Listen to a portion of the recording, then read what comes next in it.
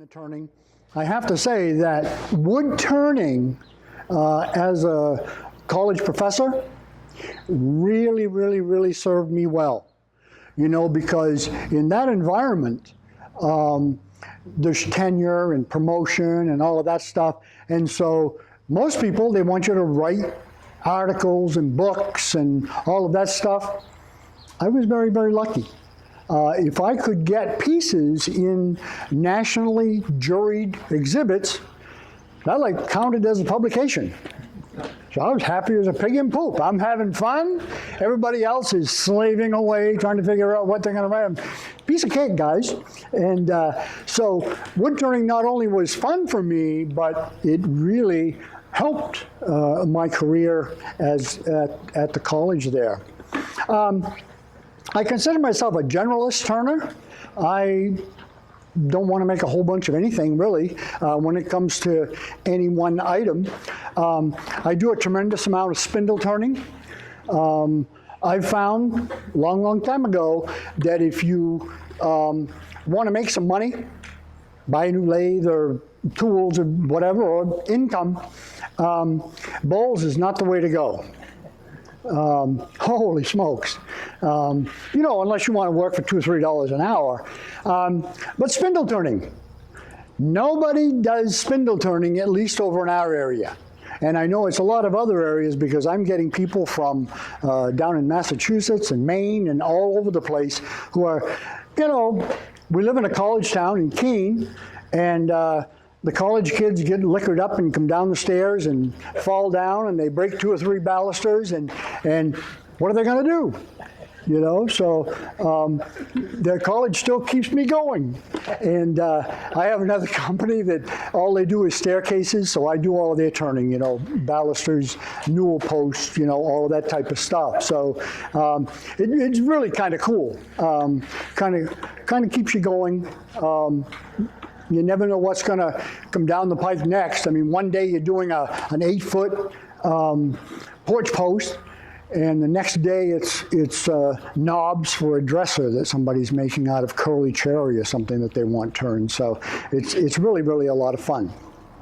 So anyway, today what I thought I would do is a project that I do a lot of. It's a little process. It's called the lost wood process. And it's really simple. I mean, I can probably take 2 minutes, I'll tell you about it, and then you can all go home. But basically what we're going to do is we're going to take a glue up of 2 pieces of wood with a spacer block in the middle, use paper joints, turn it, and then we'll take that waste block out, put it back together. It's going to come out oval. And there's several different projects, and I'll show you some here at the end here, different things you can do with it. But I like this little base project because even from my teaching, it's something that a beginner can do. It's not that difficult. There are a bunch of steps to it, but it also involves some hollowing. But the hollowing process is really just geared to making a cavity. So you don't really have to be super thin. It's just a matter of hollowing that out to make a cavity. If you can make it nice and even, all the better, but you don't need to. And the hollowing, because we're going to use a fairly large opening here, can be done with a round nose scraper. Is all you really need. You don't need any of these fancy hollowing rigs, which hopefully I'll use. We'll see how this all goes. Okay, so I guess we can sort of get on with this and get started. And I'm just going to go right through the steps, step by step. And please feel free to ask questions as we go here. If I miss something or it doesn't go. First of all, yes. Will we see one of those at Sunapee if we have Sunapee? Yes. We could, yeah. Let's hope we have Sunapee. Holy smokes. Yeah. You know, mention was made earlier about doing demos and so forth, and having done a few myself, it's a ton of fun. It really is. And so Yeah, like they were saying, if you've got an idea or something you'd like to share, by all means, step up, give it a shot. Most people like this don't carry sticks. You look around, nobody's got a stick, so I don't feel I'm going to get hit or anything like that if I screw up here this morning. So we're good. All right, so this could be made in one of two ways in terms of the stock. You could obviously take a piece of 16-quarter wood, any wood, cherry, maple, you name it. For this project, you want the wood to be dry. Kiln dried is actually nice because it's stable and so forth and so on. But as you'll see here from the glue up that I'm going to be doing, if the only advantage to having a piece of 16-quarter that we would cut in half and make the two pieces is that when the piece goes back together, the grain is going to line up real nicely. But having said that, you really won't notice it anyway. And someone who picked up the object probably won't even know the difference. It's just you woodturners and woodworkers who look at the piece and say, your grain doesn't line up or whatever. But anyway, so you can use either a piece of thicker wood that you're going to resaw in half and make the two pieces, or in this case, for this project, 8-quarter stock works just as well.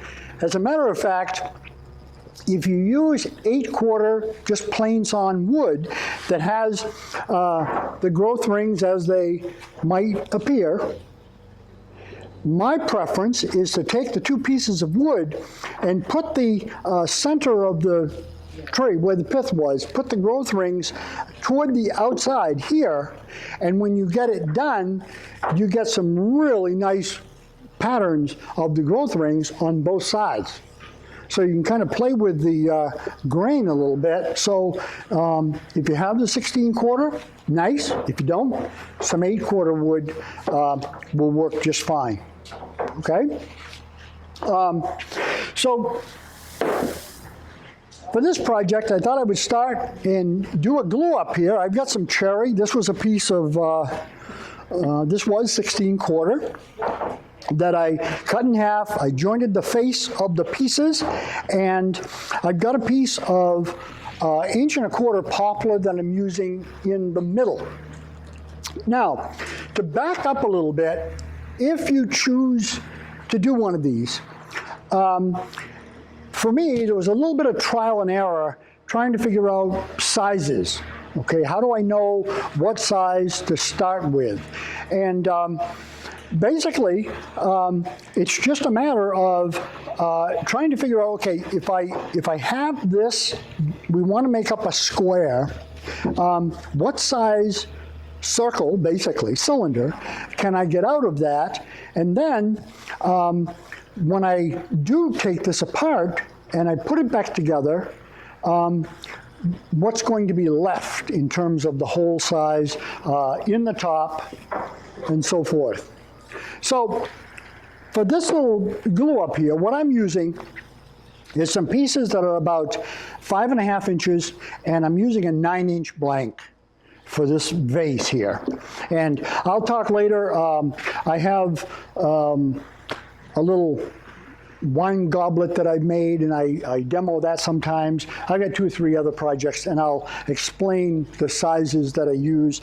But basically what I do is take some 1/4-inch graph paper, do some sketches, and see how this whole thing's going to look when we get together, and then it never works out that way. But we can build off from it. Now, to get the grain lined up when I get done, seeing as this was a piece of 16-quarter, I did, before I cut it, I marked it so that I would know how it's going to go back together, and away we go. So for the glue up, I'm going to use a paper joint. Basically, I'm going to be putting some glue on here, newspaper, and put this thing together so that we can break it apart afterwards. Could you just talk a little bit about, maybe you're going to cover this, so sorry. The piece in the middle, how you decide how thick that is and how that might affect the end opening. Okay. And also why you have a different type of wood in the middle. Okay. So let's say, first of all, let's take the type of wood. This piece here is basically going to get tossed when we're done. The lost wood process, this is the piece that's going to get lost. So next, so it can be anything. I mean, it could be another piece of the cherry. It could be virtually anything.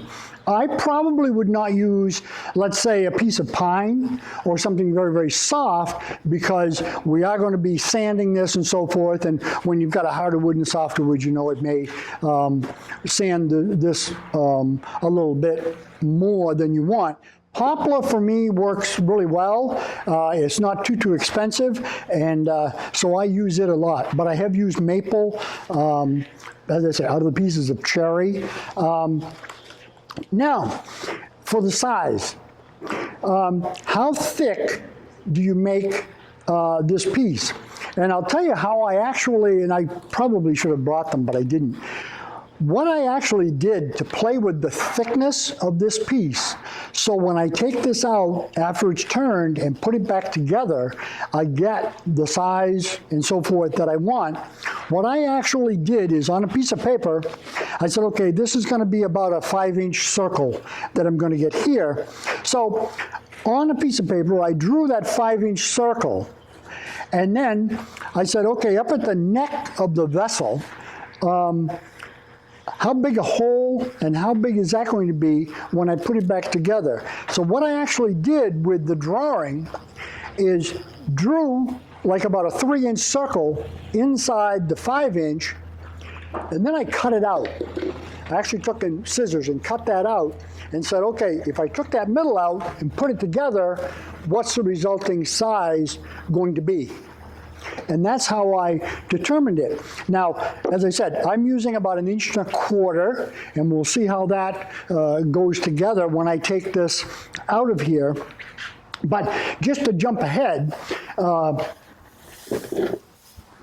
for example, if you need thinner pieces, so the thinner the pieces you want when you're done, the thicker your core, I call it, is going to be.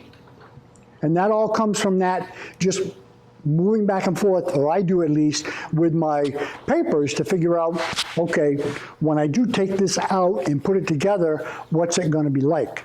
And in this one, the biggest problem I had was actually trying to figure out how to make it so that the fish's lips there were going to just about meet together. Okay, and I think we'll see that a little bit better as I get into this process. Okay, so like any glue-up process, my biggest friend for these glue-ups, whoop, there goes that, is nothing more than a piece of plywood with, I've got some 120 sandpaper on it.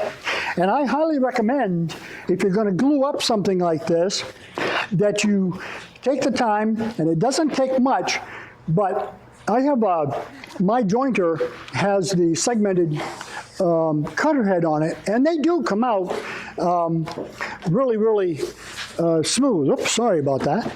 So even if you think it's smooth, you want this glue joint with the paper to be really good. So just a couple of swipes on all glued surfaces are going to make this go together a lot nicer for you. So I'm just going to, all I'm taking off, little minute ridges and so forth, because I don't want this thing to come apart once I glue it together. What's that? 120. Yeah, it could be, it could be coarser, I guess. Now, getting ready for the glue up then, here's another little process that sort of evolved for me. And the first time I did it, I just started gluing up. Put some glue on here, put the paper in here, put it on the bench, get some clamps, and clamp away. And for all you woodworkers, you know, I came up with something like that. Because slime, it's just very, very difficult, you know, to put these together. My next move was to put some alignment holes in here, and I'd put some dowels in, drill some holes in the corners,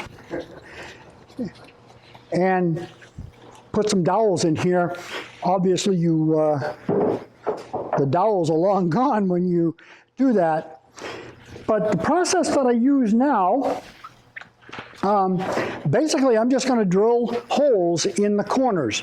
I know, for example, that I'm going to turn this away on the corners here. So I've got plenty of waste wood on the outside. So what I'm going to do is I'm going to drill a hole in here, and then instead of clamps, I'm just going to put some 1/4-inch carriage bolts in the corners. That's going to align everything the way I want it, and it's going to be a really nice clamp for this process. And then for the drill bit, what I'm using, I'm going to use 1/4-inch, as I said, carriage bolts. I'm using the 7mm bit that comes out of your pen kits, basically. That 7mm bit, I found more uses for that because it's, you know, as you know, it's just perfect for the clearance for a 1/4-inch. So I'm just going to guess. I'm going to go right here in the corner and drill these right out. Now, if you want,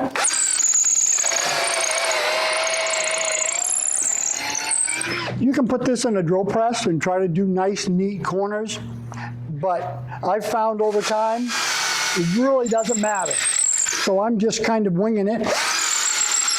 In terms of size,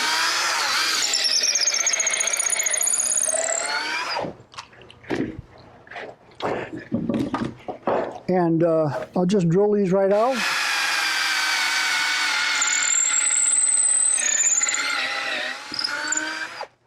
And we'll be off and running. My drill bit isn't quite long enough by about 3/8 of an inch.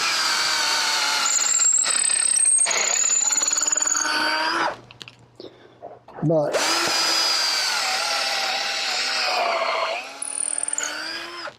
okay. So now we'll take this apart and I'll finish up drilling those holes out of my back piece here. A little bit more than 3/8 of an inch, I guess, here today. Now you can, like anything else, I mean, there's all sorts of ways you can go about doing this.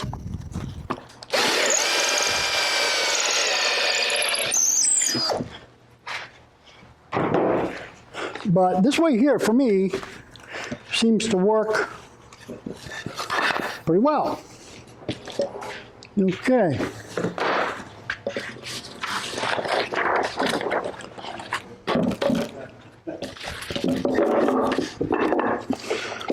All right. Make sure I've got my alignment here. And as I said, I'm going to be using just some 6-inch, 1/4-inch carriage bolts. For the joint itself, we're going to be using, I use newspaper. You can use grocery bags, brown paper bags. This whole process of using a glue joint really kind of took me way back, because when I first started turning, back in the early 60s, this is how we put waste blocks on. You know, so it was kind of a, okay, let's go back here a little bit and talk about where we are. So we used to use the brown, paper bags and so forth, but I found the newspaper works great for me in this process. It's actually about the best use of the Keene Sentinel I've found. So, yeah, you have to use about 3 Keene Sentinels to get enough to do one project, because it's a pretty thin paper these days. But anyway, that's enough of that. I won't pick on them. And I'm using just Tite Bond glue to put a nice coat of glue on this. And just make sure that when you do the glue joint, make sure you get it, the glue all over, okay, no voids, because when you hollow this thing out, depending on how much you hollow it out, we're reducing the wall thickness, so you want to make sure that you've got you want to make sure that you've got good coverage here so that the glue is going to hold all the way around. Okay, so we're just going to glue this right up here.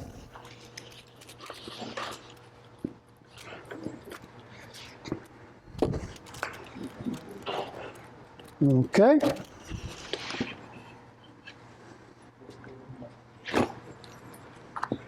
Now I can glue both this sides.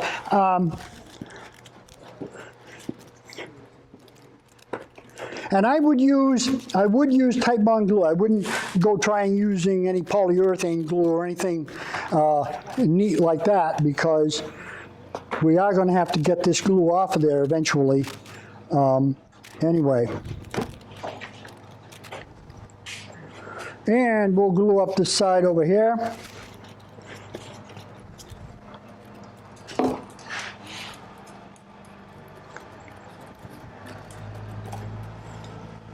All right.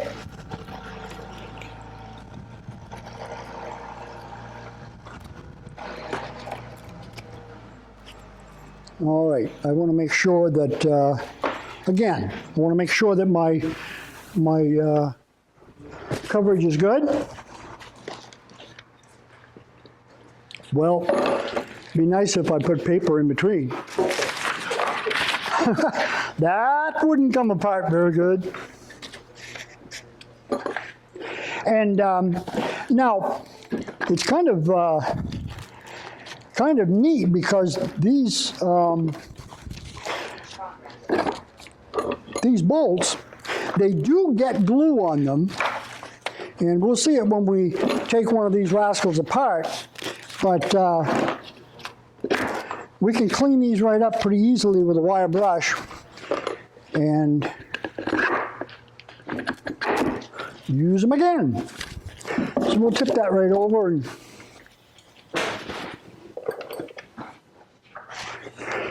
I'm going to throw a washer on these.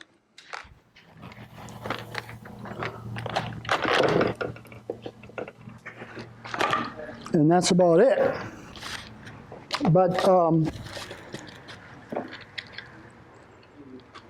this whole system here, this way of doing this, I found, it's fairly quick. It's easy. It doesn't raise your blood pressure when they slip and slide away, and you got a good joint.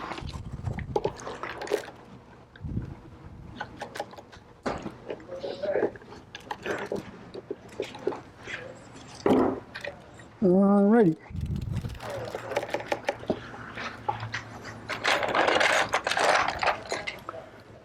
Good old 7/16. I can see that going flying. And we'll just tighten these right down. And what do they say? 300 pounds per square inch of pressure is supposed to be proper gluing? Who knows, right? But yeah, we're going to torque these right down.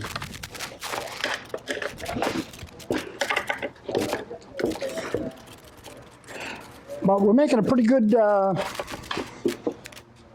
little sandwich. I usually go by using carriage bolts. When it kind of snugs that head of the carriage bolt into the wood, I know I've got a pretty good glue joint there. We're going to take these, and you know, I like to do the old diagonal thing. I guess it's from years ago, changing tires. Trying to get it mixed up there. Okay, so that's our glue joint. Everything stays aligned, and we've got good clamp pressure. You know, we can go by our, you know, the old woodworking thing, go by your squeeze out. We got good squeeze out all the way around. Pretty good glue joint. Now, one thing that I sort of learned, I used to take, I've tried taking a chisel, I've tried doing all sorts of things to clean up all of this glue. You could just leave it and try to deal with it afterwards. But I'm gonna have to find the center of this and all that stuff. And what I did, and it works like a trooper, is I just take old washcloth and wipe that glue off. And I don't care if it smears, because I'm going to be turning that all off. But if you give it a little bit of a scrub, the Keen Sentinel comes right off. Tells you how good their paper is, right?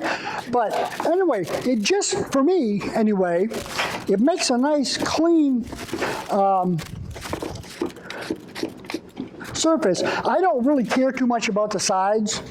I mean, I'm not going to do anything with it, but the ends I am a little concerned with, because I'm going to have to find the center there and so forth.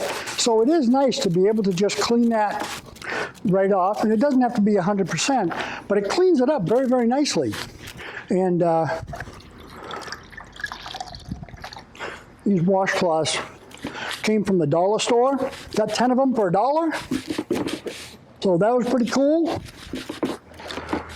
And then, of course, all your friends and relatives, if they know you are saving old washcloths, you never run out. Okay. Just going to get that cleaned up. As I said, that newspaper and so forth. So we get a pretty nice looking glue up. I'm probably making a mess, but anyway, that's our glue up process, and we are all done with that. So that's going to be our vase. Now, the next day, I don't think I need this anymore. I don't need to do it anyway. Oh, I say, okay. The next day, the next week, give that glue chance to dry, and we'll take these out. And as I said, the reason I wanted to show this is because once we take this apart, I'm anticipating that where the glue joints are, it will clog up the threads on the bolts. And that can be kind of maddening. But what I found, I put a wire brush, a round wire brush that's made for like an electric drill. I put that right in the chuck in my lathe and just spin those. You clean that glue right off of there. And I mean, I don't know, these bolts that I'm actually using here have been, I mean, they're probably 10 years old for doing this process here. We'll take these right off. Okay.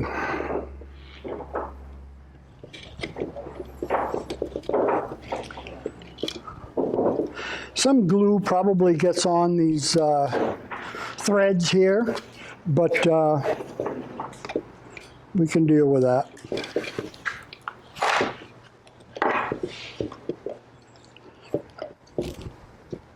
All right.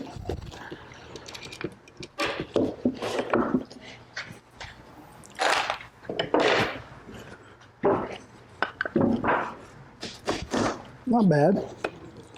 I thought it would be worse. But yeah, you can see here that, this is all goobered up with glue. But like I said, just put a wire brush, or you can use your electric drill, or I put it in the lathe, and that will clean right up nicely.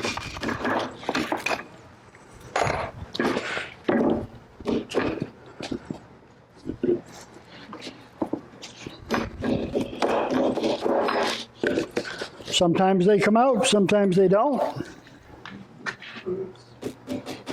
Hence a little piece of dowel. This is that good foreign dowel. It's supposed to be a 1/4 inch. It's just a little over 3/16.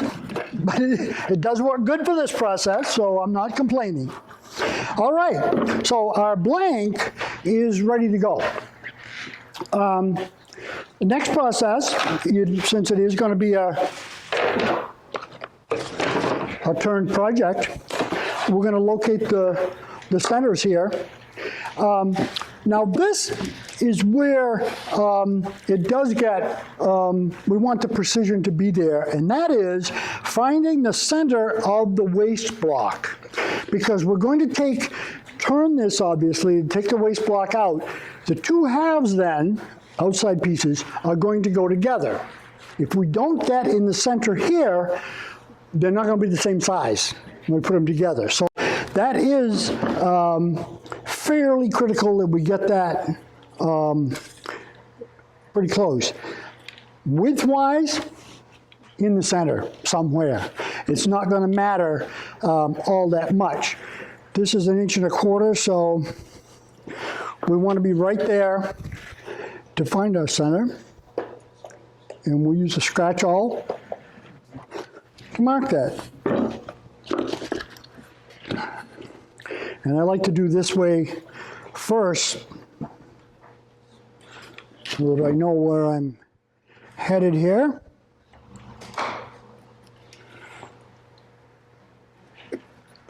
And we're good.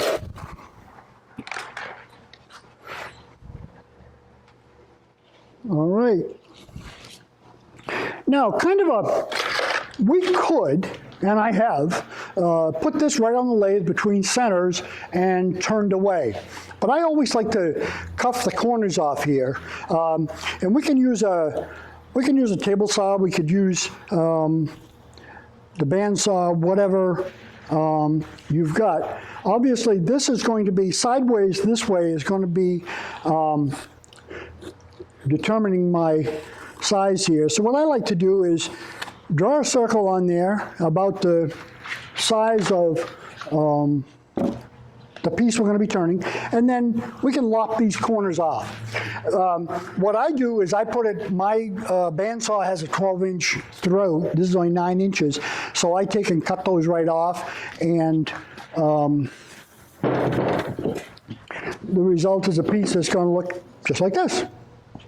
Okay? So we are set to go. This is the blank that we're going to be using. You can see the holes where we put the bolts in, but they're going to be out of the way. Basically, we are good to go here. We'll be coming back to this, so I don't want to put this too far away.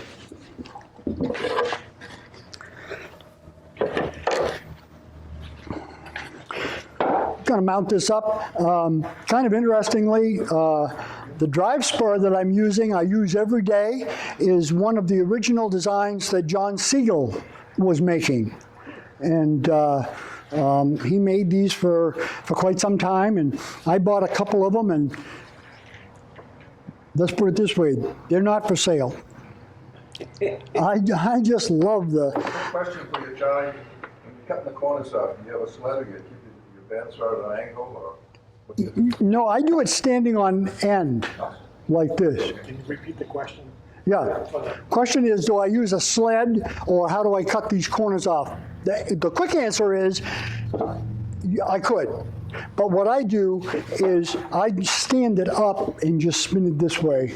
But you could take it on a table saw and cut those 45-degree angles off, anything. And as I said, last case scenario, what's it going to take you? Just a few extra minutes, and you could actually do it right on the lathe here. So we're going to mount this baby right up. Now, basically what we have is a spindle. So the tool that we're going to use to round this up and so forth is just a spindle roughing gouge. Right? It's a cylinder here.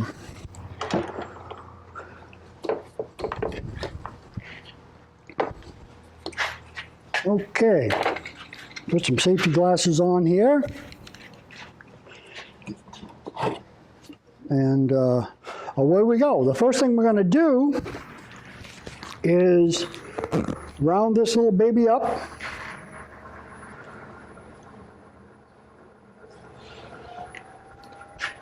I'm basically a chicken when it comes to turning and speed.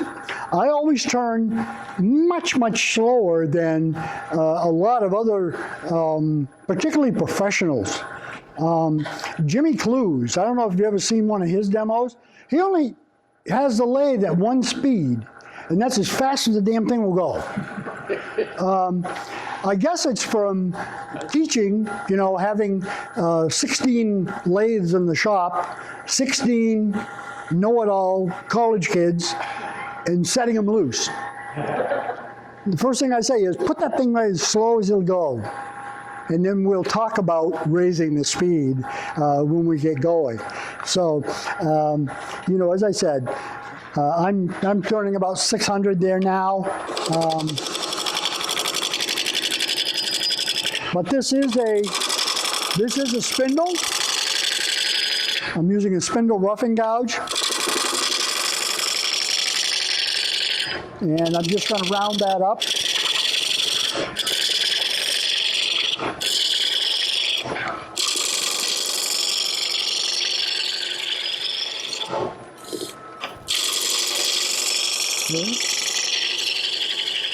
One of the nice things about this particular project is that sometimes when we turn projects, we say, well, this has got to be, you know, 5 3/16 diameter or whatever.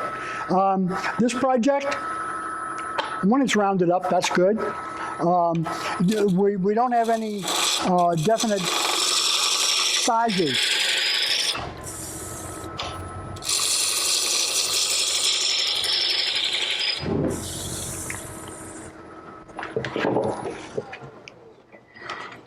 I think we're pretty well rounded up there.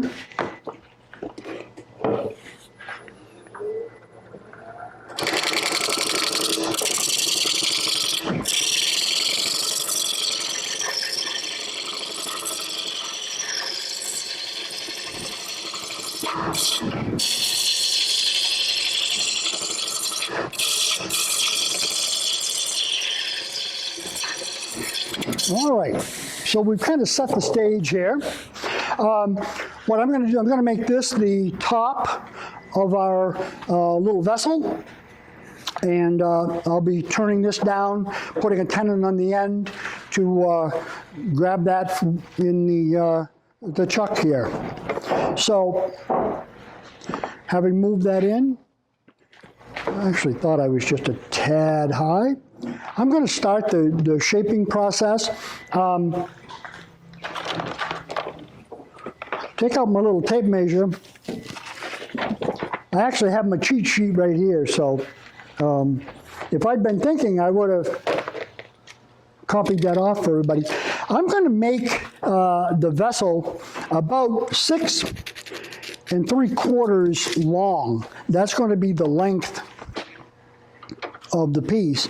And the rest of this here on the end is going to be where I'm going to have my tenon and then a little bit of wood so I can get in there, because we're going to totally finish off the bottom of that, as you'll see when we get going.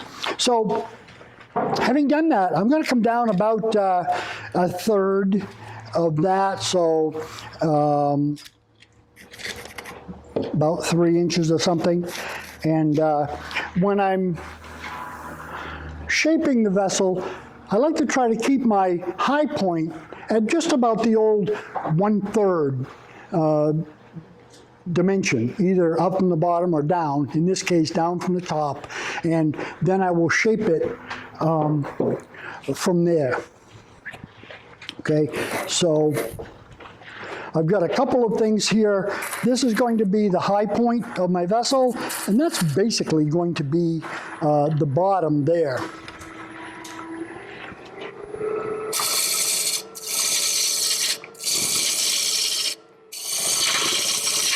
So we're going to start the shaping process here. Again, just using the spindle roughing gouge for now. And work that in here.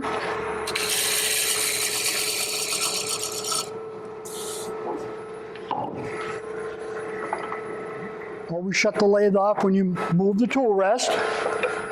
Now, I'm going to just clean up this end. I want it to be nice and square across the end here. This will actually be the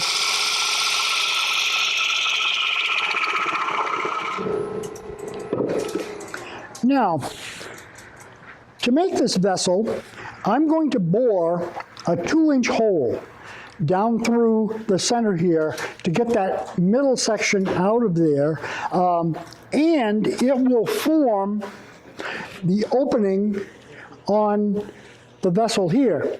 So given that, if I've got a 2-inch hole, I want about 1/4 of an inch of stock on either side, so I'm looking to get this down to about 2 3/4 here for the size of the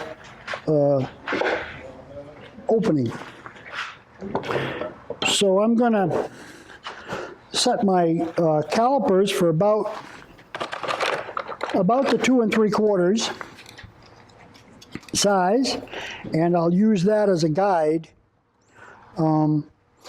You know, if you get it too small, just don't drill it. You can use a little smaller hole. Again, what I like about this project is a lot of flexibility here as we go along. But I like to kind of, I'm pretty close. It comes up on you faster than you actually think.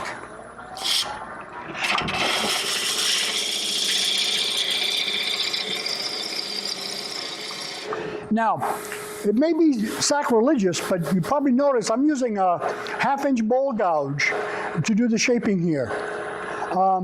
You know, the fact of it's a spindle gouge, so it's for spindles or all of that stuff, I use the tool that's going to work the best.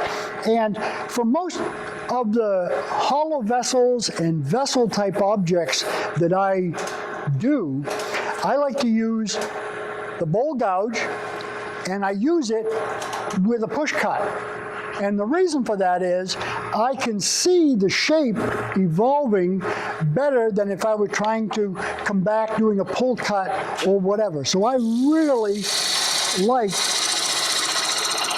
using this with a push cut.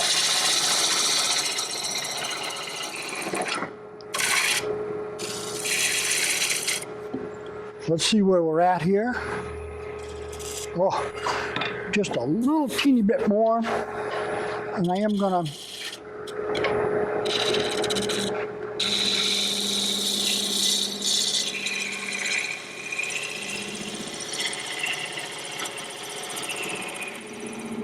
and we will have an opportunity to come back to that later, but that's basically where I want to be here for the top of my little vessel. Now down here I've established what's going to be the bottom. And one thing I wanted to mention here, because I've actually come to realize that I've been amazed at the number of turners who have, let's say, a Powermatic 3520. And they don't realize that they have 3 steps on the pulley.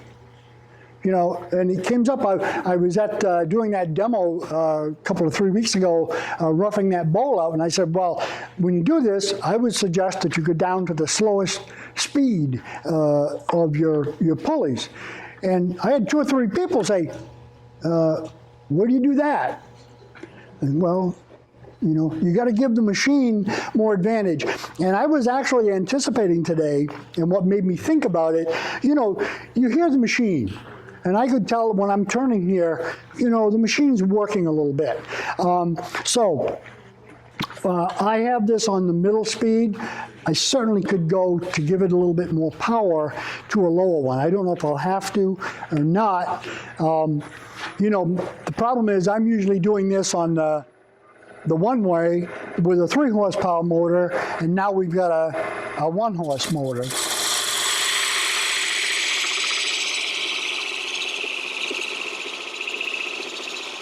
So I'm just going to go in there and I'm going to get rid of some of this stock down here at the bottom.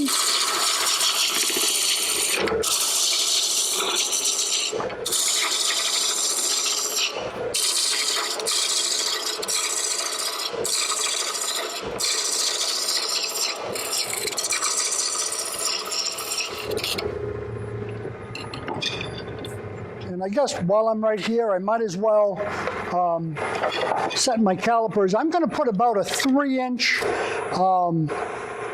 tenon on the end for my one-way chuck I'm going to be using.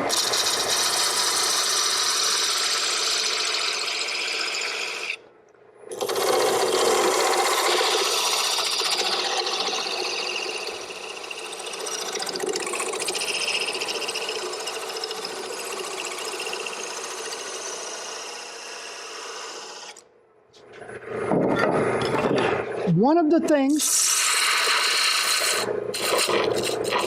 or the most important thing when you size your tenon here that's going to be grabbed by your chuck, you want to make sure that you make it big enough so that it includes your kept wood, the wood on the outside. In other words, don't get the tenon too small. Make sure it's plenty big, because that's actually going to be a clamp that's going to help keep this thing together. Because as we go along, the actual glue area is going to get less and less. Just looking at that, I'm going to make that tenon just a tad bit longer.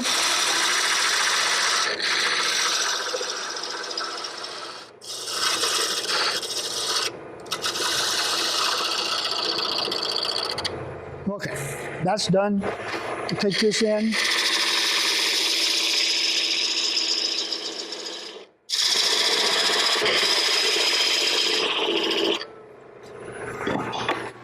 Same thing basically here, shaping the bottom. I'm going to keep that bottom big enough so that I've got plenty of stock on either side of that.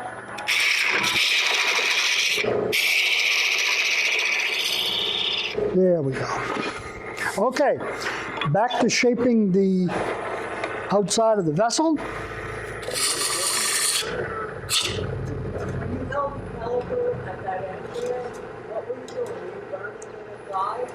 No, I was just sizing the tenon. Had the caliper, see, I wanted to use a 3-inch tenon for my one-way chuck. So I was just using these, and I set it for 3 inches and did it until it just dropped over. So I know that that's 3 inches. It's going to fit my chuck. Good question. Thank you.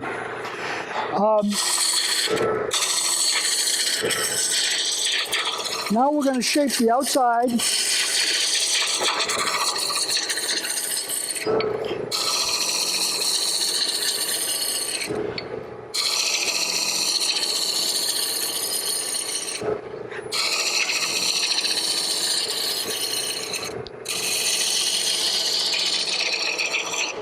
I get it basically roughed out, and then I'm going to go back to a push cut to get this shape.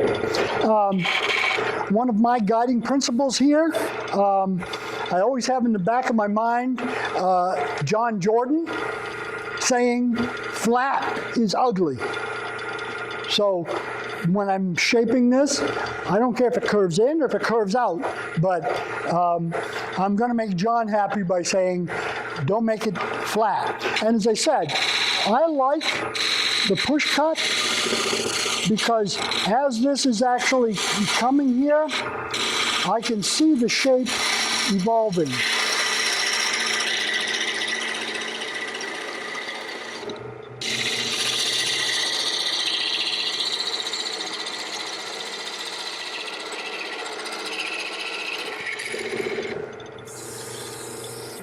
Not bad. Not good, but not bad. I've got to go back and fix up that mess.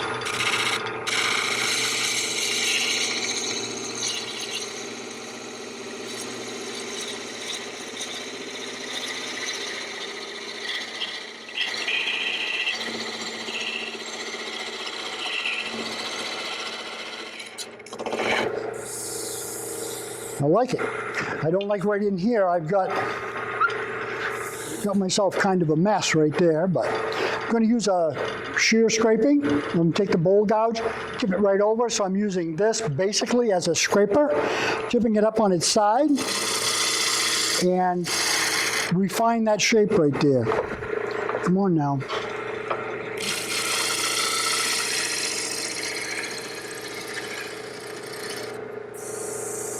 Oh yeah. I think I'm putting in for a raise.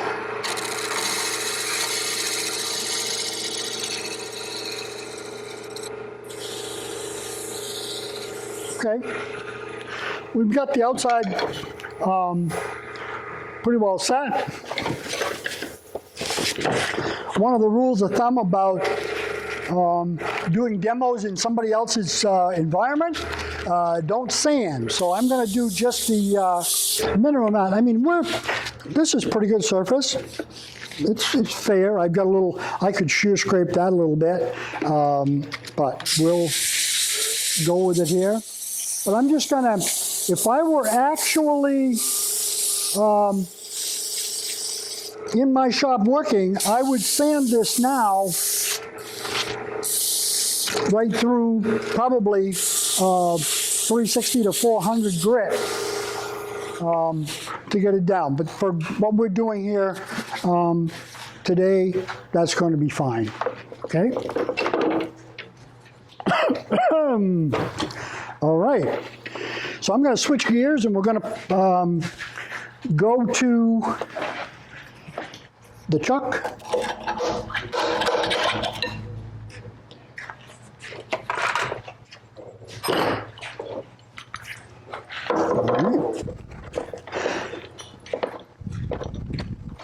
Using just a one-way chuck, number 2 jaws, all that rat-a-tat-tat.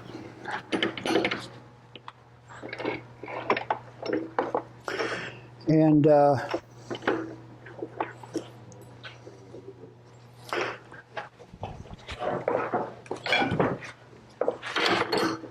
we'll see what we can do.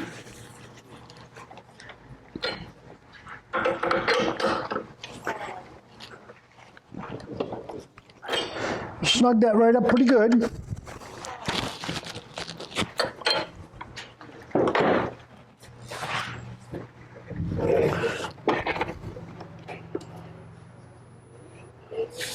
Pretty good. The next step in the process is to drill out the center. And so I'm going to put a drill chuck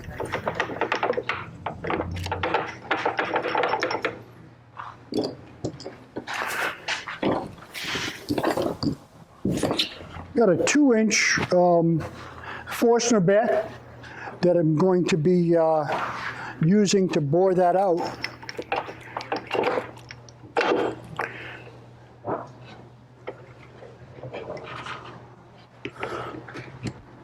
We'll slow the speed down just a little bit. That's a lot of surface area. Oh, they're lined up pretty good. we'll see how this works. If this is going to tax the lathes too much,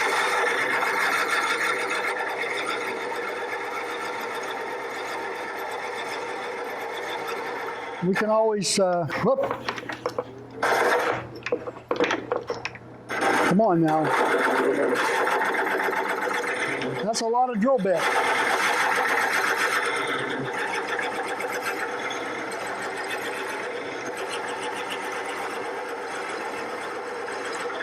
Probably go get another cup of coffee or a donut and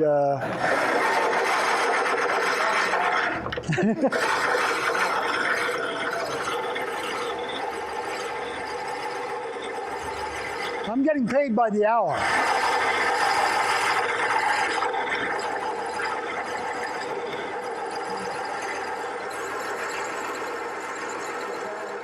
You didn't do any marking or anything on your drills to show how deep you want to go.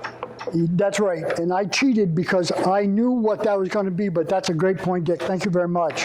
What you want to do, and I was actually going to say that anyway, you've got to know how far you're going to go. I've done a couple of these, so I kind of knew where I wanted to go. But basically, I hold the drill bit up here like this. When I do these vessels, my thought is I'm not going to try to go too close to the bottom. In other words, 1/2 inch, 5/8 of an inch from the bottom is fine with me. Because I actually kind of like the idea of there being some weight there in the bottom. I will turn a hollow vessel, get it down to 1/8 of an inch thick on the sides, but I like to leave the bottom thicker so that it just adds a little bit more weight, perhaps a little bit more stability to the lathe. So basically from here, I could put a piece of tape on there. I'm going to use the hole in the chuck here as my indicator to how deep I actually want to go. Okay, so sorry that I didn't mention that. It's one of those things where you say, oh, I know where I'm going, but that's what we're going to do anyway. You said a 1/2 inch to 5/8 of an inch? Pardon me? You said 1/2 inch to 5/8 of an inch? In the from the bottom, yes. And the bottom is, that is the bottom. That is the bottom. You don't flare the bottom at all. No, not for this particular project, mainly because it's kind of neat because the hole is so small in these things that you can't see it.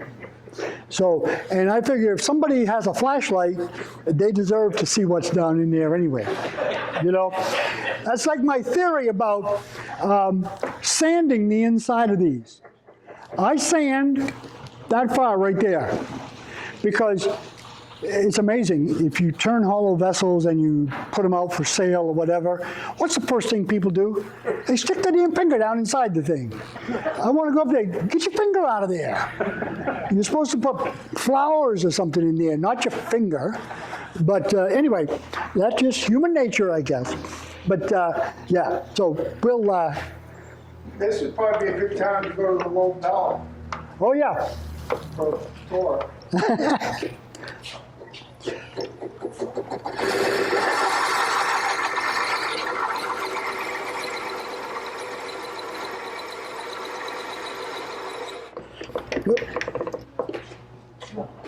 What'd you do, old girl?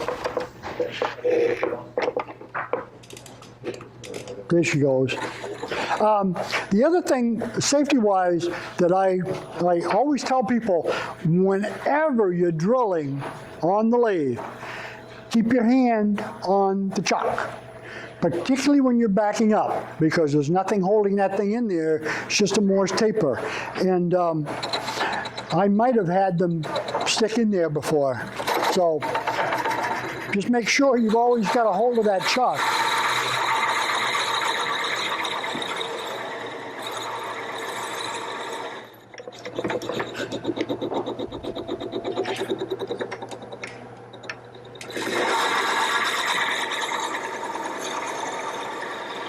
We've only got about another hour's worth of drilling.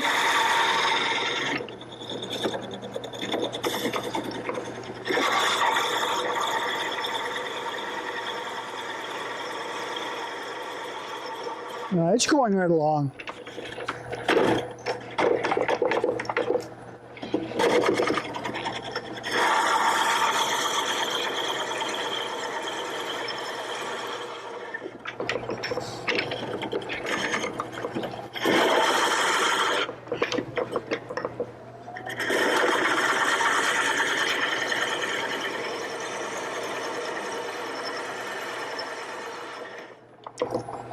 Just don't let your shavings build up where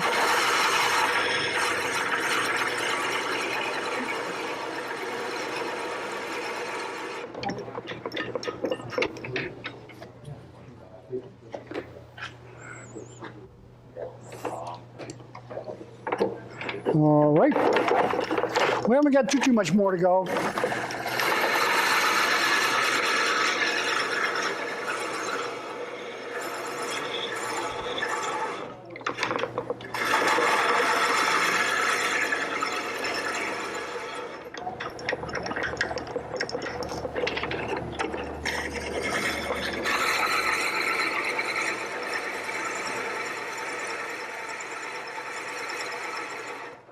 We're rocking and rolling now.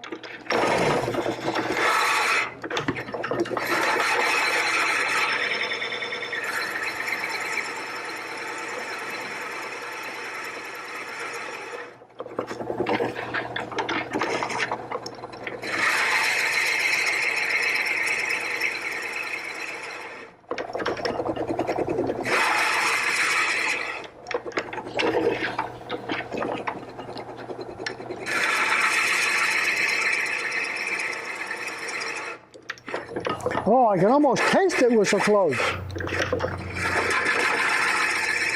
I just have to go slow.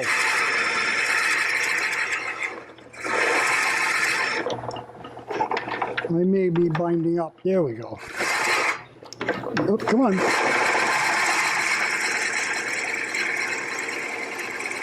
All right. We did it. Took a minute, but we got it done. Charlie, do you still use the Forstner bit with a carbide cutting edge? Right here, yeah, I do. That's what these are. Actually, a number of years ago, probably 20, 25 years ago, I bought a set of carbide-tipped Forstner bits. They don't have any name or anything on them, on the box. They came in a nice wooden box. I've looked all over the place. I still don't know where they are, because I would buy another set, because a couple of them I've dropped on the floor and chipped off the tips, and I really wouldn't mind buying another set. I found Grizzly brand, whether they make it or not. Oh, yeah. Alright, but, Yeah. I found All right. it took a bit of such. We'll check them out. Okay, now, I've noticed when I was turning, I don't know if you can see it or not, but I've got about probably 7/16 here, stock thickness on this edge around the mouth here, and that's too much. I want to get that about 1/4 of an inch, I think, would be good. So,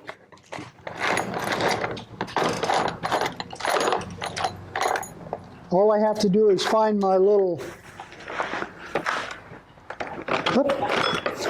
tool. I'm going to put the cone center on the center here. And what I've done on this is just, I put the, I use that 1/16 inch foam that I get at Staples. It's sticky back. I use that stuff for everything. And anytime I'm going up against something that I don't want to mess up, I always put a little bit of foam on there. And I probably could have shaped that, but I don't want to, I'm out beyond the end here quite a little bit. So I'm just going to shape that down just a little bit more to bring that down to about 1/4 of an inch.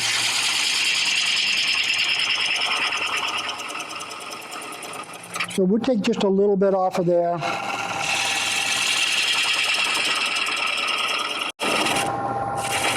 And again, you know, nothing's rocket science. I'm not going to measure anything or any such a thing as that.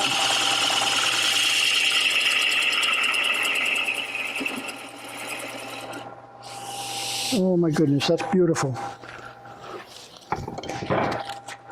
And then I just want to blend that in a little bit so I need to get that outside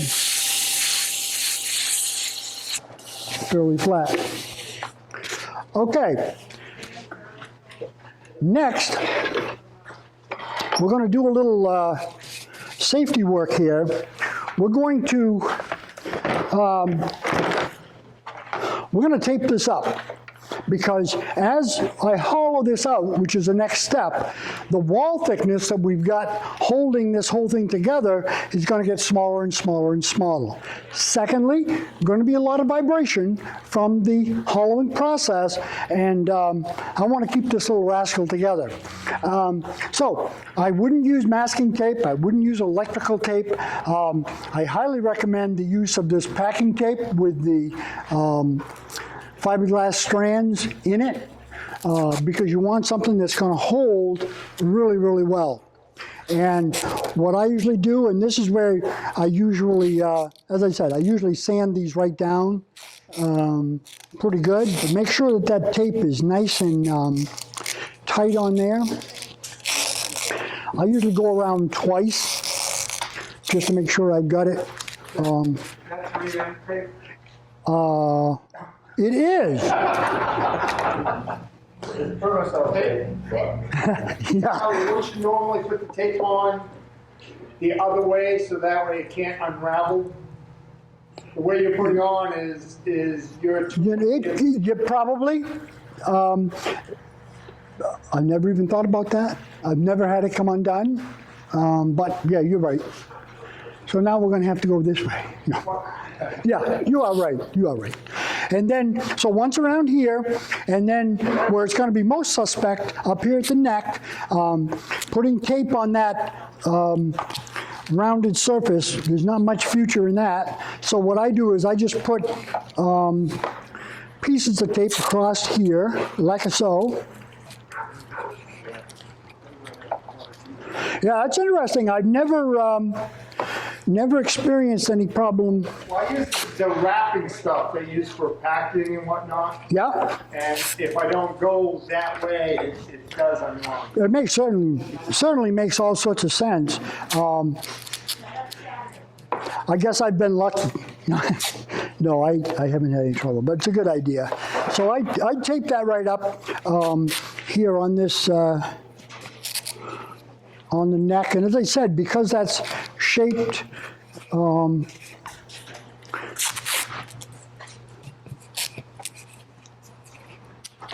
want to make sure that that's going to stay in place. I think we're about ready. Now, as I said earlier, when it comes to hollowing this out, really, what we're doing, if we didn't do any hollowing at all, and just went ahead and put this thing together, we would end up, obviously, with an oval-shaped hole this big all the way down through there. And the reality is that probably would work to hold some dried flowers or something like that. So, but what we're going to do is we're going to hollow that out to create a cavity. How big the cavity is, totally up to you. If you're new at this, you hollow for a little while, you get bored, it's perfect. If you want to get it down so that it's nice, even thickness, that's okay too. But that's basically our premise here. So, as I said, this could be hollowed with a good stout 1/2-inch scraper. This particular one is a 1/2-inch scraper. I got it, I think it's one of those high-quality Penn State industry tools, but it does work pretty well. We can get in here, and like we were talking about earlier, really the hollowing process, if you want to get it the same thickness so that it really looks good, people can only reach a little teeny ways in here. So all you need to concentrate on is that first about 2 inches or so to get that down to the right depth. So this will work for sure. Basically, any hollowing system that you've got is going to be okay. Now, the one that I like to use is a little fancier than that. And I use the Trent Bosch. Oop, there goes my. Oop, my pants are coming undone again. I like the Trent Bosch articulated arm hollowing system that we'll use right here. And okay. I was really surprised. I happen to have this lathe here as the one that my granddaughters use primarily. And when we were talking about, I was talking with Anna Marie about doing this demo in the lathe, and she said she had this one. I said, great. I was more than happy to find out that this system I use on the one-way 2436, but strangely enough, it works on here. I'm actually only about 3/16 of an inch above center, so it doesn't quite go down so that my cutter is going to be on center, but real close. Good enough so that it works fantastic. So let me just plug this unit in, see if we can fire it up. I got to plug my TV in. If you get bored, we'll change the channel. We'll see if we can put on some other system. Okay. I don't know if I'm going to be able to see that. That could be a problem. We'll wing it. Okay, so can I don't know, we're going to try to make this so that you can see it, I can see it, and hopefully... We can see it on the screen. Okay. Oh, you can see it up there? Yeah. Well, to hell with you then. Well, if you turn it too far, we can't see it. It's this camera here, so there you go. Oh, I see. I'm not used to all this technology. Holy smokes. I feel like I'm on Good Morning America or something here. But, okay. All righty, dighty. So, oh, wait a minute. I've got to do one more thing here. Can't jump ahead too far.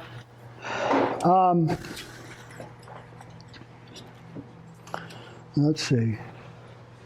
I'll tell you what.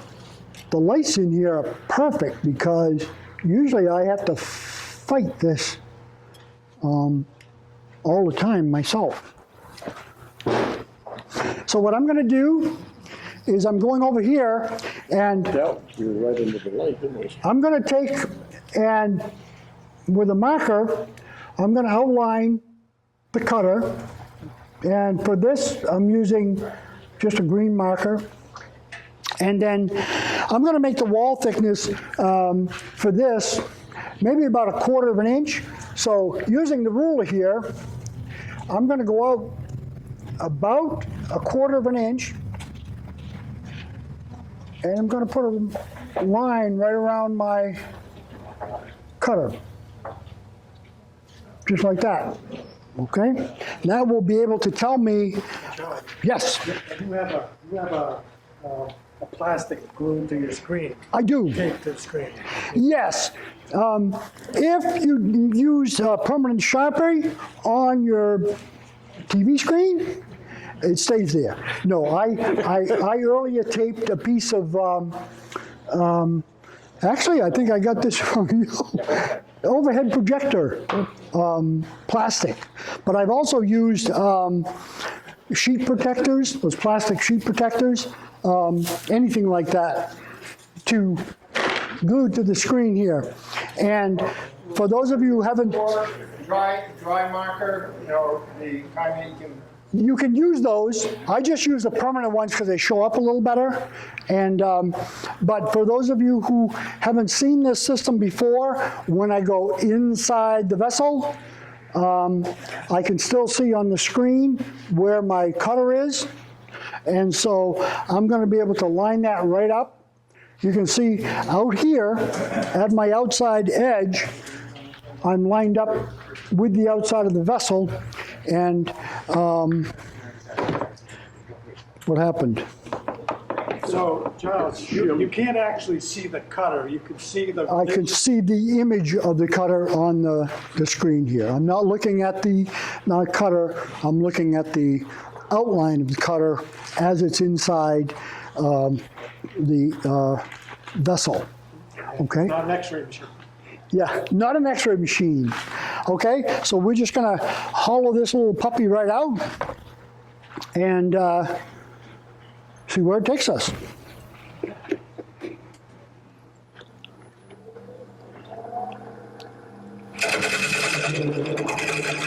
Now we're going to get some chatter because I am quite a ways out from the chuck here.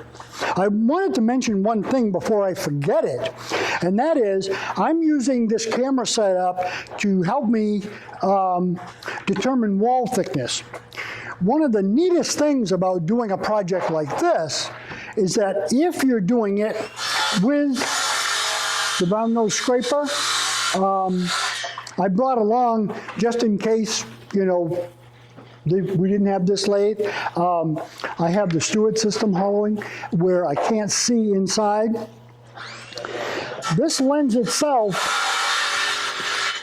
very nicely to what you could do now if you weren't using this system is take and drill half-inch holes down through your waste wood like this, and then you can see as you're going along how thick your piece is. Now, I didn't come up with that idea. One of the fellows that uses this system a lot, Art Leisman from Canada, some of his more famous pieces are, you'll see a hollow vessel that he turned, and he drew a puzzle on it. Maybe you've seen it in pictures. It looks like it's a puzzle. And if you look, there are pieces missing out of the puzzle. And usually what he does, he displays the vessel, and then on the table he displays some puzzle pieces. If you go to one of his demos, he said that was all about, if you look at the puzzle pieces, there's one here, they're not at the same level. That's how he hollows his pieces out. But he was using this methodology here on a solid wood vessel. Then he said, okay, now what am I going to do with the holes? He started by plugging the holes. And then he went to the idea of, oh, maybe I could just make it look like a puzzle. So, but this, fantastic, works out great. So if you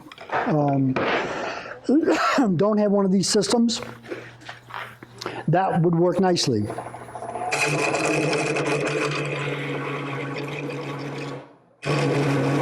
As I said, we're getting a little bit of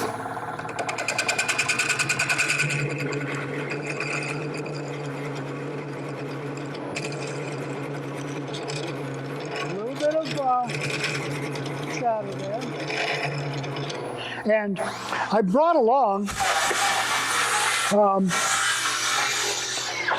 just to have all of the gizmos and gadgets, I brought along a bowl steady. One Way sells this for turning bowls, but you can actually put this on there.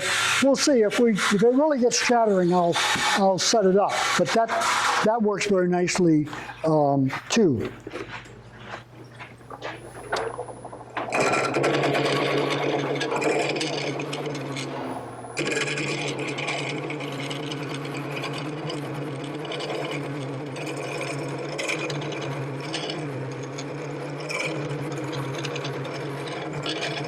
what I'm doing now, I can feel that this is my drilled hole. Whoop. This here? Yeah, they're vibrating. Oh, there. Thank you, Carl. Phil. I almost said Mr. Carl. Mr. Carl. Thank you. I can feel the center there, my 2-inch hole. So basically what I'm doing now is just generating that cavity, and then we can go back. And as I said, when I go back, then I'm really going to try to keep that line right lined up with the outside of the vessel. And I'll know I'm at my proper thickness.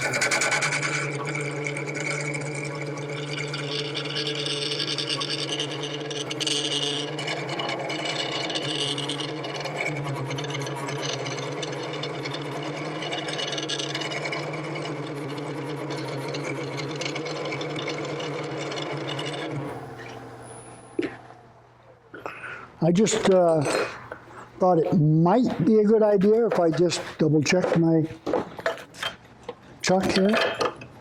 You try to think about all the possible things that could be going wrong for you here.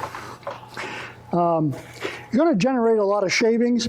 At home, I have the air compressor on, and I just give this a little toot and clean that right out.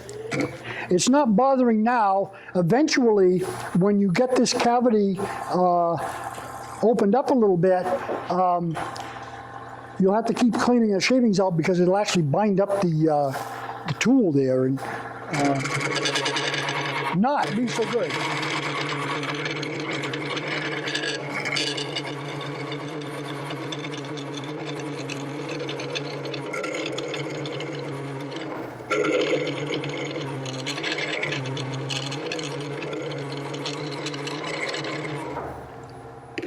The last one of these that I turned from my samples over there, this one hasn't done it yet, but when I took the tape off, the sides just fell off. It was amazing, just from the chatter and so forth. And I do spend quite a little bit of time on this. As I said, I emphasize this this top 2 inches here because that's what people are going to feel and so forth and so on. So I want to make sure that that's kind of nice and even there. I want that to line right up with the outside of the color.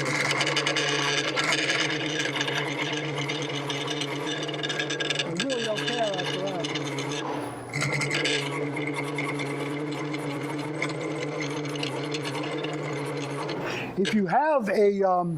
If you have one of the 3-wheel steadies that goes right on over your piece, that's ideal. That's a cat's meow right there. I know for my one-way, that's what I have. It has 4 skateboard wheels, basically, that go right in there against that. Okay. All right. Well, hopefully, you kind of get the idea. I mean, I could stand here and hollow this out, but I've got another piece that I've hollowed, and but that's basically it. And then what you want to do is, while this is still together, is to sand this top a little bit here. You can sand the whole thing inside if you have the time and the inclination, but I recommend just doing the top 2 inches. Any questions on the hollowing? Yeah, go ahead. Are you familiar with the D-Wave hollowing tool? Yes. I have one. Very, very simple. Has a spring to set through your wall thickness, and then hit the outside. You're there. You're there, right. Now, there are several on the market today. Some use the laser. There's all sorts. I happened to see Trent when he was doing a demo, and he said, he used the term when he was talking about this thing, he said, boy, this is a game changer. And I'll tell you, I couldn't agree more, because I turned a lot of vessels that took a long time to turn, and I made a lot of lampshades. So this really was a nice addition. So, I'm going to take this one out.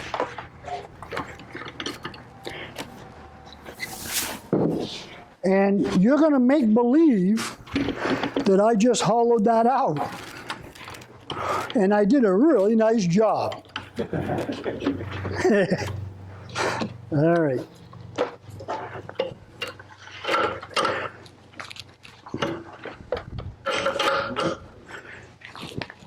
Okay, let's just see how that thing's turning. Not bad. Okay, so this is actually what it would look like when we were finished the hollowing process. I've sanded the top 2 inches here, still got my tape on here, but we've got a couple more turning things to do. Right now, the whole top and so forth, this is all set. As you can see, this one is sanded right down to, I think it was like 360 or something. But at this point, I'm about 3 inches plus or minus here at the end. What I want to do now is to take this tenon or this mark here down below the wood so that it's right at the core diameter. And that way there, my 2 halves are going to come off. So, as they say, without further ado, we'll see if we can get that done. All right.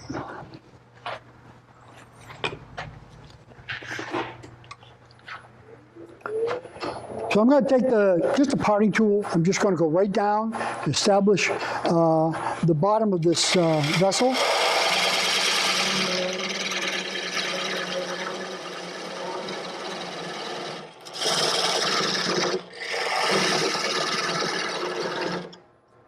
I'm going to make our curve and then come back and make the curve a little wider so that we don't have friction on the sides of our tool here.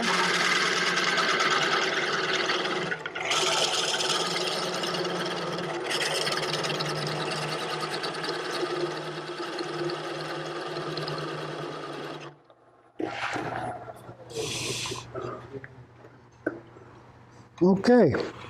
I'm just below. I'm going to go just a tad bit more to make sure that I am down to the width of the core, which is, again, about 1.25 inches. Okay. And so that I can go in there and work, I'm going to get some of this stock out of here.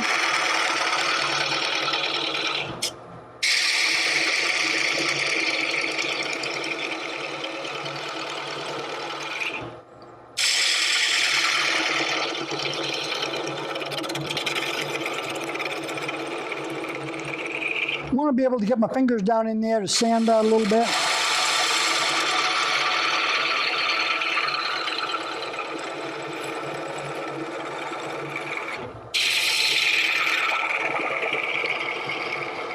There we go. Okay. Then we'll clean up that bottom.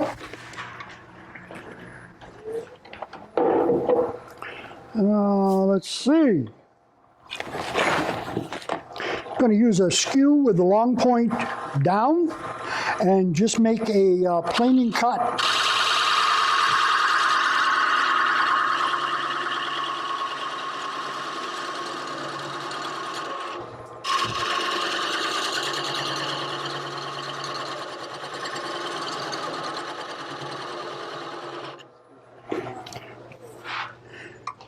Nice. Maybe I'll go one more. Wouldn't hurt to go one more pass, I guess. Make sure I get down past all the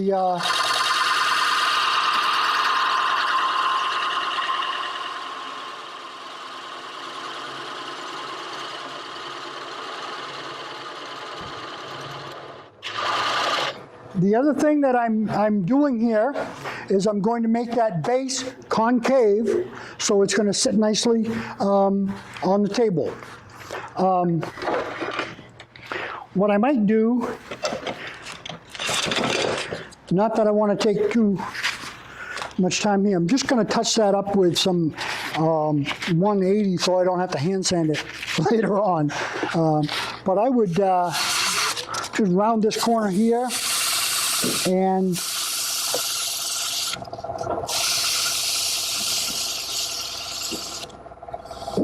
sand that bottom right up so that we have that all nice and clean there. Okay? So our vessel is pretty much complete. We'll take the tape off. Yeah, Charles, the reason you went down to the diameter of the waste block was because once you get past the waste block, your finished pieces are done. That's right. And they're going to come together. Now, if you wanted to do a project that didn't have a hole, and this is a good time for me to mention it, I have these little things right here. My grandkids call them seeds. These are Grandpa's seeds. All it is one of these hollow turners. I've got a bunch of rocks inside it. They love these stupid things. But in this case, what I wanted to do when you're making something like this, you bring this wood right down to the waste, so that when you break it apart, they go together with no hole, okay, in the mold. And I've got this big enough so that when this goes back together, I've got my base here. We'll set that right over there. So I'm going to take this tape off, and we'll see what this has in store. Just like Christmas.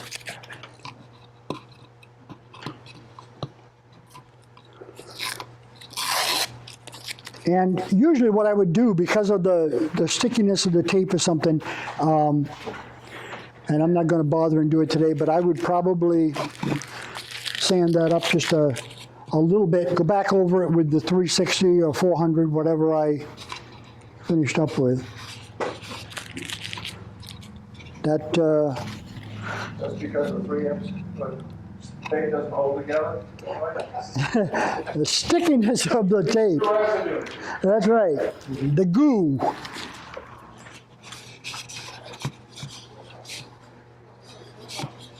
Okay. You ever have an issue with the tape pulling wood fibers from the wood? Just a little teeny bit. That's why I sanded just a little bit. That's right. You are right. It pulls some of the fibers a little bit. And you can see it. So it's a good idea to go over that with some sandpaper. Now this one's cherry, and it held pretty good. Pretty good. So we need to get that apart.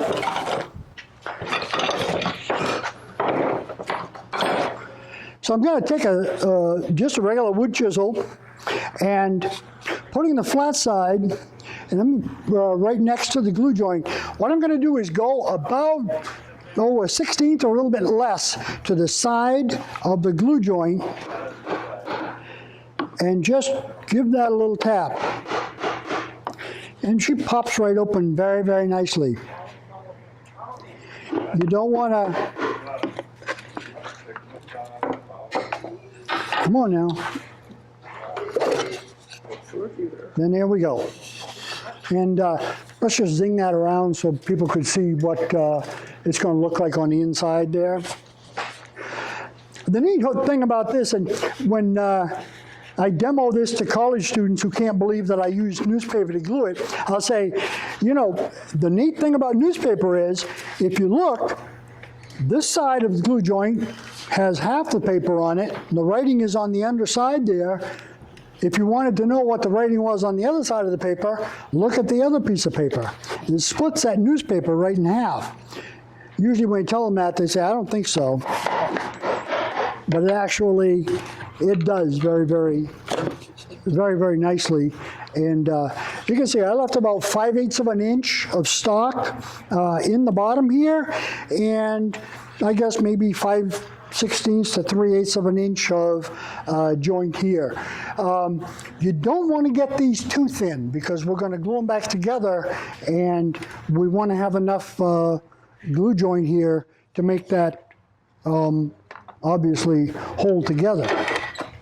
Okay, so that's that, and this piece Looks neat. will start a really nice fire. If this is your first one, you want to hold this just in case you want to make a second one, because you've got all your dimensions and everything here for the next piece. Okay. The next step in the process is back to the sanding board, because what we've got, obviously, is your two halves. Now, what you want to do at this point, or I suggest, whatever finish you're going to put on this thing, put one, if not two, coats of finish on the outside and perhaps on the inside, at least down here. So I just do the whole thing. But we're going to use just a regular yellow, I'm going to use Type Bond 3, I guess, glue to glue these together. And you woodworkers know, if this were raw wood and I have glue squeeze out here, I'm probably going to have a white glue line if I didn't put the finish on there first. And so what you want to do is, as I said, put a couple coats of finish on it, and then when we do glue it together, we can A, wipe the excess glue off, and B, it won't penetrate the surface. What's your preferred finish? That's a good question. My preferred finish always used to be Formby's tung oil finish. But then they stopped making that when Sherwin-Williams bought out, I guess, Formby's and so forth. Right now, the finish that I'm using on a lot of my stuff is kind of a concoction my son-in-law came up with. It's 1/3 polyurethane, 1/3 pure tung oil, and 1/3 paint thinner. Mix that all up. Nice, works good. I put a coat on, wipe it off, put a coat on. Can you repeat that, please? Yeah, it's 1/3 polyurethane, gloss polyurethane, 1/3 pure tung oil, and then 1/3 paint thinner. And it's something we got off the internet. It works fantastic. It's a really nice finish. That's the oil-based poly, right?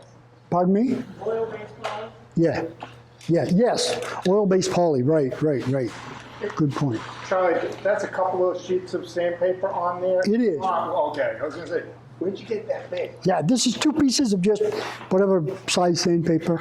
I used one piece of paper, you're kind of jiggle-joggling, so I like to use 2.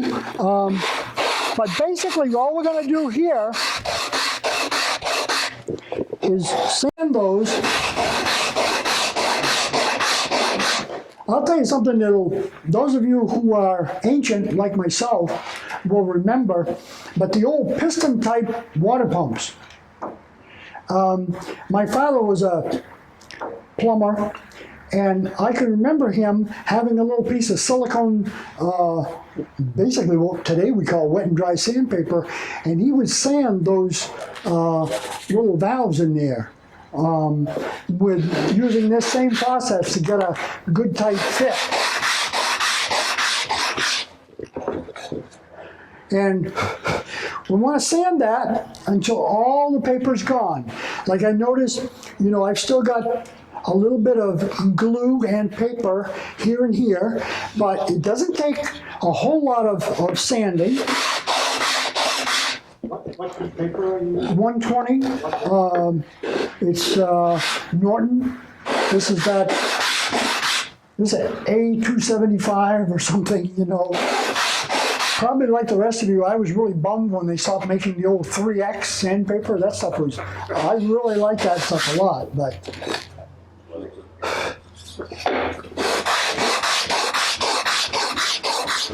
Okay, so we're looking pretty good here. And we'll do this one here real quick like.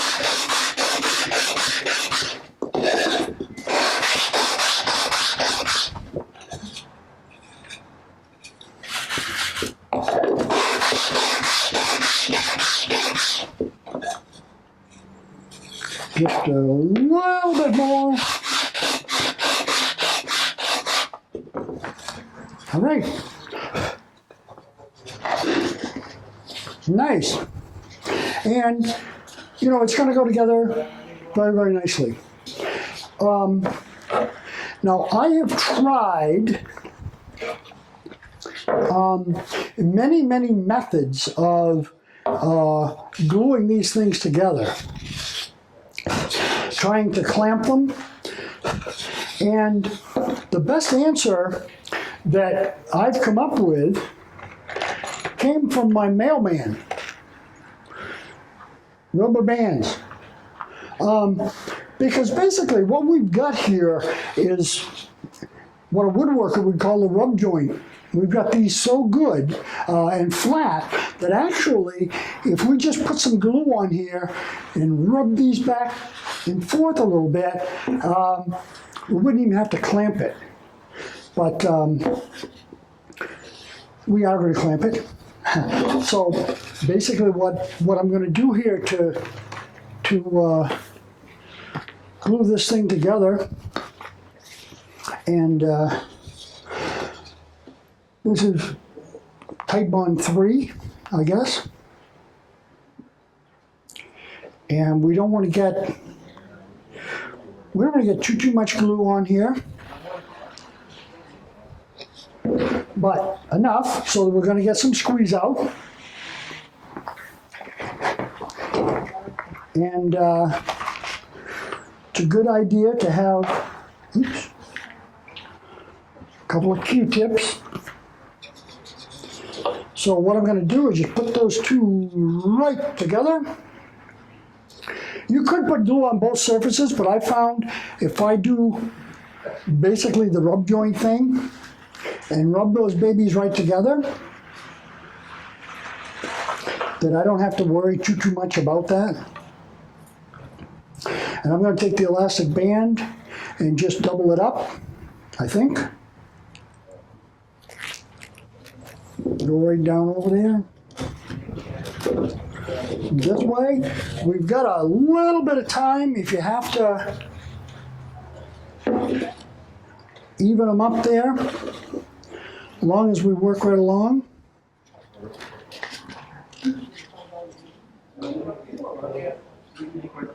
Now I'm going to take and wipe those down. I think, I'll wipe off any excess glue here. Not going to hurt the finish. I have 2 coats of finish on. And now, the one thing that I found when I got done, right on the inside of this joint, you've got glue squeeze out on the inside also. And again, that's the one that people can see. So I use a Q-tip to just go down in there and wipe that excess glue right off of there. Off of that. Again, just that far. Just the length of your finger. We'll clean that right up. All right. So that's glued up. Next, obviously, we're going to take the rubber bands off, and we've got our little vessel. This one here happens to be made out of some butternut. And this was 8/4 butternut. And what you've got to do is just sand it down now. I'm dividing this into thirds. And again, just go with the grain. And it doesn't take too much. Sand that right down to get your sides exactly together. For some reason, I don't know if I sanded a little bit more, but I noticed that one side, this side, is probably 32nd or so on each side bigger than this side. Probably from the sanding process, not getting all that paper off, but because that edge will be kind of a rounded over edge anyway, that's going to clean right up. So we'd sand these joints, sand the bottom, and we're almost set to go. Now let me take this stuff off, and this is certainly okay to go. We could sand this top up, but one of the little things I've found that I like to do is I like to shape the top a little bit. Again, people just wonder, how'd you turn that?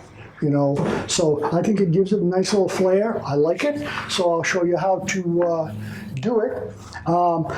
Just like everything else that we do, there are a number of ways you can achieve that. Actually, at home, I actually put that against a rigid sander. It's an oscillating belt sander. Okay, this could be a problem. Oh, wait a minute. I'm good. There we go. All right. So I'll get this thing set up here.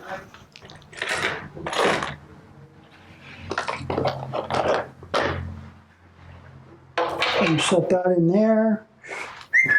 Tailstock. And show you how I shape that top.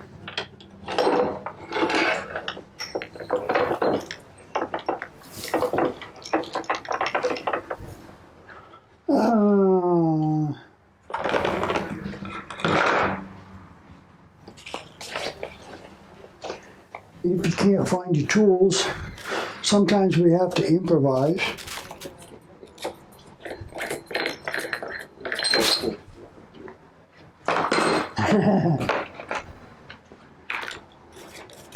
Here we go.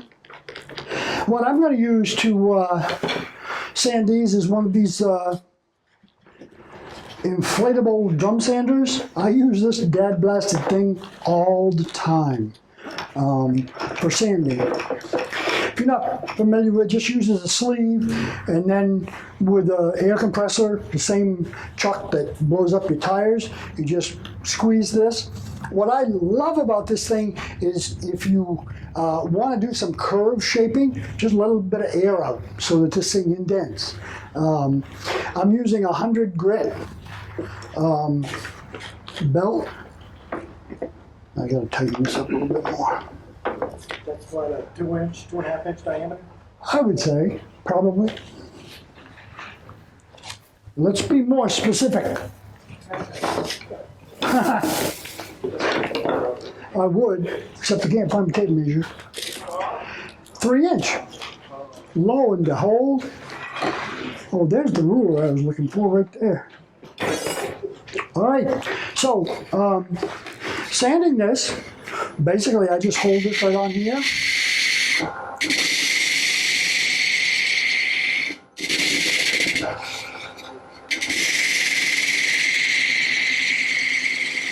Yeah, it takes just a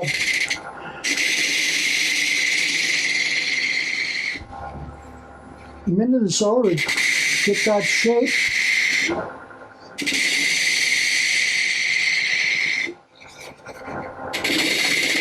Hey, come on now.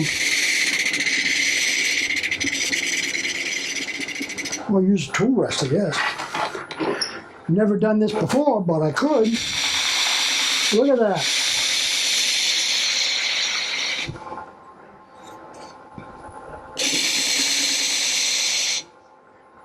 So what I do is just round that top surface there, and then it's flat on the bottom.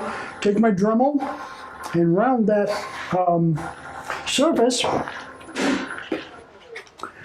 and we end up with our vessel. I'll pass this around so people can see it and see what we ended up with. And I want to show you a couple of other possibilities.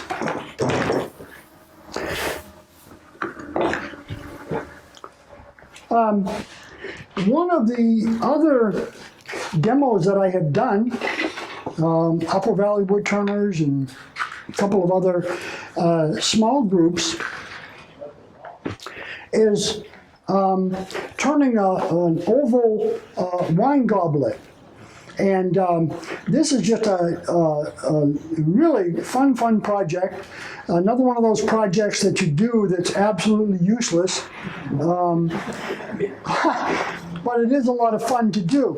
What makes this one interesting is that you've got your, what did I do with the, oh yeah, you've got your wood that's on the core, and I actually took it off, but when you take it off your core piece, which kind of looks something like that, it's going to look something like this.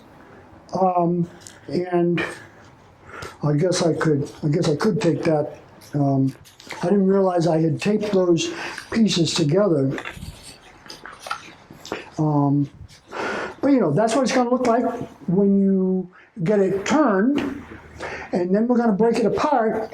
And in this particular project, what you want to do is you're going to leave enough wood on the stem here, right in the middle of the stem, so that when you put this back together and you glue it together, we're going to put this back on the lathe after it dries, and we're going to turn the stem to a round.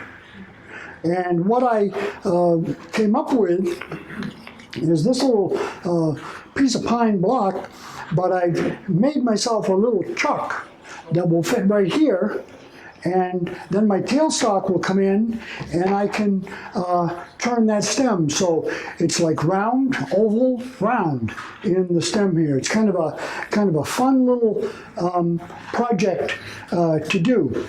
I showed you earlier there, we talked a little bit about the fish.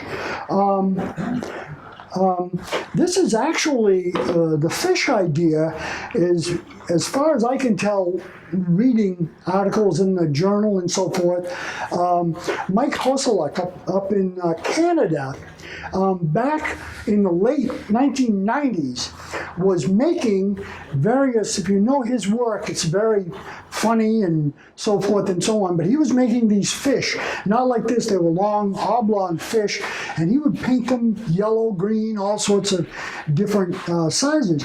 But what he was doing, he was taking a 4x4 and turning the fish shape, and then he was cutting 1.5 inches out of the middle and putting it back together. And then just kind of going along, about 2000, the year 2000, this guy by the name of Lowell Converse actually coined the term the lost wood process, because he had seen some of Michael's work and seen the demo of him turning one of his fish. So he came up with the idea, well, instead of cutting solid wood out of the middle, we can put the waste wood in the middle. And so Lowell is sort of credited, at least, with coming up with the term the lost wood process. But the fish, again, sometimes your core that you throw away or you put in the wood fire is bigger than the actual finished project itself. And again, sometimes I think this is, it took me, I think, 3 or 4 tries to get this little rascal. But there was an exhibit somewhere that had something to do with marine life or something. I don't know what the heck it was, but that's why I happened to work on that. Otherwise, another one of those useless projects, I guess. but it does look nice.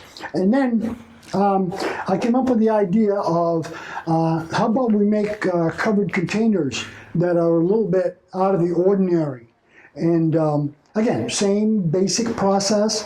I was just thinking, I said, well, you know, if you do everything accurately, you should be able to come up with a covered container. And I was actually amazed at the little bit of sanding I actually had to do to get that container to actually work. So, questions? What's for lunch? Yeah, go ahead, Anne-Marie. You drive into a room that says spindle and goes, what? Who? How would you adapt that for bowls, or big bowls, or bowls that you are accused of round and brown, and now you want to make them all of brown? You could actually do the same process. You could take and glue up a bowl blank. Take your really nice bowl blank, cut it in half, put a piece of maybe 2-inch poplar or something in the middle, and turn it away. I did a piece way back.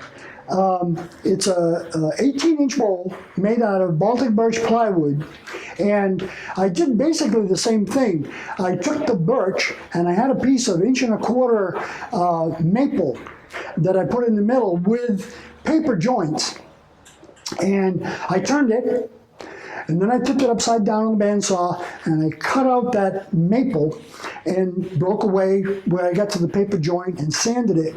And then I put brass rods all the way down to it and put it back together so it came back into round. But I could have easily put it together and made an oval. So you could do this with a bowl very, very easily. Yeah, good. We'll see one at the next meeting if you get a chance. Yeah. So actually, with your fish project, Yes. you could use the waste block to make a whole bunch of them. Oh, God, yes. Yeah. And actually, it would be nice because you've got the shape. Yeah. Turning them would be, you know, that was half the process, you know, how you actually get the shape. Once you have a shape that people say, I gotta have that. Yeah. And everybody's saying it. Well, that's why I say, you know, once you get this, don't throw this away because you've got your template all done. Actually, what I did for today's demo, I have back here. I took one of those and sketched it out so I knew what size my cannon was and all this good stuff because now is not the time to be trial and error. Yeah, go ahead. Now, you did this with one waste block and 2 pieces of wood. Have you tried it with 2 waste blocks and retained pieces of wood on the outside and one in the middle? So in other words, at the end you had 3 pieces. You could. The only thing that I would worry about is when you put it together, because you've got a space there, I'm not sure of the alignment of the pieces when you put it together. I'm not sure that would, it might. I don't know. Actually, the piece, I mentioned Lowell Converse, but his pieces that he turns are 6-sided. He makes a hexagonal glue up, and then he puts 1-inch thick pieces in between each one of the segments, the 6 segments, and then breaks it apart, puts it back together so it's faceted on the outside. And you see a lot of work that is faceted, and in many cases they use this same process to do that. But it's, you know, it's all possible. And it's a lot of fun, as I said, you know. Yeah. Charlie, in the beginning of your presentation, you mentioned looking at the growth range when you start your glue up. Were you using pith in or pith out on the exterior pieces? Pith in, Pith in. because I want the growth range to go this way, so when I expose the grain, it's going to be a circle. Yeah. Now, my next one that's glued up at home, but I didn't get it done in time. Talking of that process, I glued up I got a hold of some 1-inch Baltic birch plywood. And so I glued up 2 pieces of it, so I've got 2-inch pieces. I'm going to make one of these vessels out of Baltic birch plywood. And the growth rings, I'm sure, are going to be a circle on the outside, high points, and then they're going to work their way back. And so I'm kind of excited about that idea. I've also toyed with the idea of when